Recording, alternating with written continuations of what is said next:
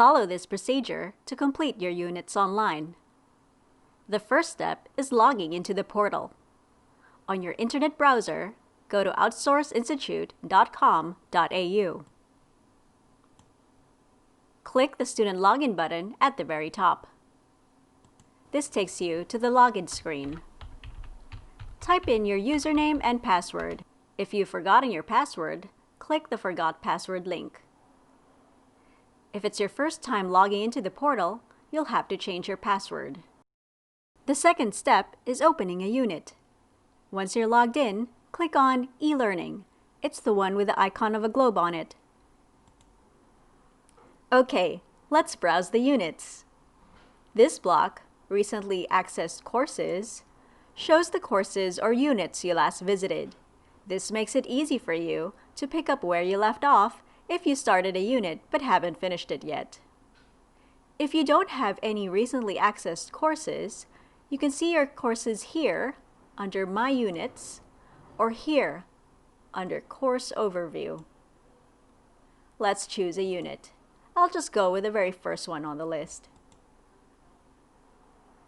This is the general page of the unit. You'll see the unit code, the unit title, and the unit description. Now I want to download the training manuals, so I'll choose the folder icon that says click here to access your training materials. Do note that not all units have this option. If that's the case with the unit you've chosen, proceed to step 4. But in the example we have here, we can see the folder icon, so we click it to access the training materials and continue on to step 3. Step 3 is all about your training materials. By now, you should be looking at a folder containing PowerPoint slides, an assessment workbook, and other training materials. If you can't see the files, click on the triangle icon next to the folder icon to reveal them. Click on Download Folder.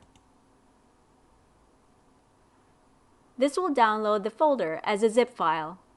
Open or extract the zip file to view the folder contents. To complete your unit, you can either print the PDFs and write your answers on the assessment sheets, or you can create your own Word document and type in your answers there. Either way, you will need to sign the cover page of your assessment workbook and any other pages that require a learner's signature after you have completed the unit. Check with your trainer which pages you are required to sign and how they want you to submit the documents once you're done. Okay, let's go back to the general page. There are a few ways you can do this. First way is you can click on the back button. The second way is by clicking on the word General here. And the third way is clicking on this button that says Return to General. Once you're there, continue on to step 4. The fourth and final step is starting and completing the unit. To start, select the green puzzle piece icon on the General page. Click on the orange Start button. Navigate through the learning support materials.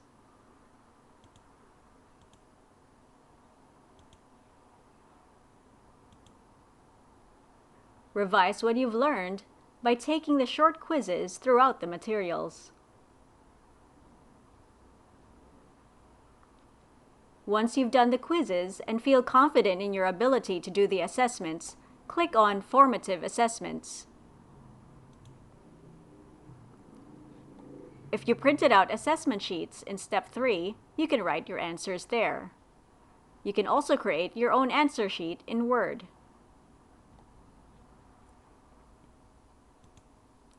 When you are done with the formative assessments, complete any summative assessments in the same manner.